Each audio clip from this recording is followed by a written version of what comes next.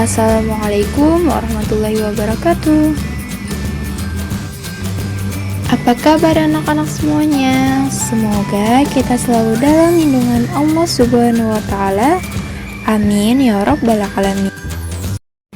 Di video ini kita akan belajar sejarah kebudayaan Islam, yaitu tentang tanda-tanda wafatnya Rasulullah dan peristiwa Haji Wada. Tanda-tanda wafatnya Rasulullah. Setelah Fatahu Mekah, banyak orang yang berbondong-bondong masuk Islam, baik dari Mekah maupun dari sekitar Mekah di seluruh jazirah Arab.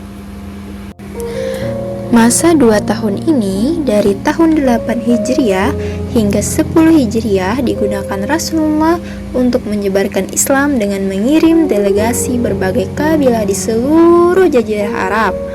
Bahkan dalam masa ini, Nabi sempat melakukan peperangan dengan pasukan kerajaan Romawi yang membantu kaum Yahudi dalam perang Tabuk. Rasulullah bertanggung jawab mendakwahkan Islam dan berhasil menyebarkannya hingga ke seluruh jazirah Arab. Keberhasilan ini berkat pertolongan Allah Subhanahu wa Ta'ala, sebagaimana firman-Nya dalam surah An-Nasr ayat 1-3. Para ahli sejarah meriwayatkan bahwa pada waktu turunnya surah An-Nasr, banyak para sahabat menangis. Ketika mereka ditanya, "Mengapa engkau menangis?" Mereka menjawab bahwa dengan turunnya surah ini menunjukkan wafatnya Rasulullah telah dekat, karena pertolongan Allah sudah datang. Kaum muslimin sudah mendapat kemenangan gemilang dengan menaklukkan Mekah. Manusia telah datang berbondong-bondong untuk memasuki agama Allah. Sesudah itu, Nabi disuruh meminta ampun oleh Allah. Yang demikian itu menunjukkan bahwa kewajiban Rasulullah telah selesai. Maka oleh Allah beliau disuruh minta ampun dan bersiap menghadapnya. Peristiwa Haji Wada.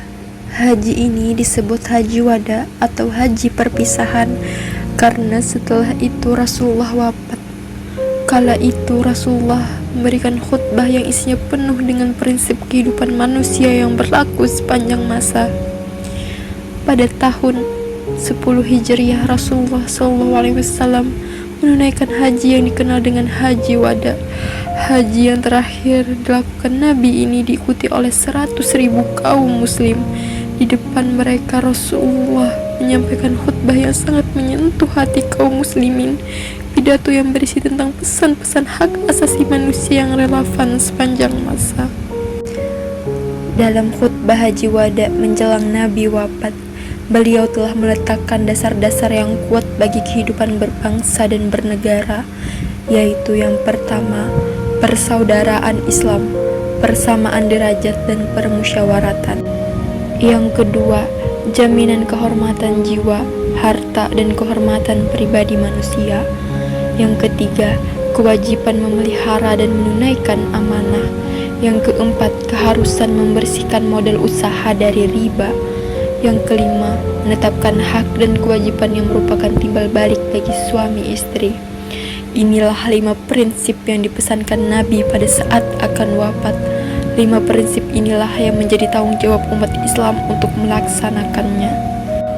Kemudian setelah Rasulullah menyelesaikan Haji Wada, turun ayat 3 surah Al-Maidah yang berbunyi, "Al-yawma akmaltu lakum dinakum wa atmamtu alaikum ni'mati wa raditu lakum Islam madina." Artinya, pada hari ini telah aku sempurnakan agamamu untukmu, dan telah aku cukupkan nikmatku bagimu, dan telah aku ridhoi Islam sebagai agamamu. Inilah ayat yang paling akhir turun. Ayat ini ditafsirkan dengan tafsir yang sama, yakni tanda-tanda akan wafatnya Rasulullah. Ayat ini menunjukkan bahwa agama Islam telah sempurna dan Al-Quran telah selesai diturunkan. Hal ini memberi isyarat bahwa Nabi akan menghadap Allah Subhanahu wa Ta'ala. Selanjutnya yaitu kesimpulan. Setelah Rasulullah menjalankan tanggung jawab berdakwah menyebarkan Islam ke seluruh jazirah Arab, Allah menurunkan surah An-Nasr Dan Allah juga menurunkan surah Al-Maidah ayat ketiga yang menandakan tanda-tanda Rasulullah akan wafat. Kemudian menjelang wafatnya Rasulullah, beliau melakukan haji wada. Alhamdulillah, kita sudah mempelajari tentang tanda-tanda wafatnya Rasulullah dan peristiwa haji wada.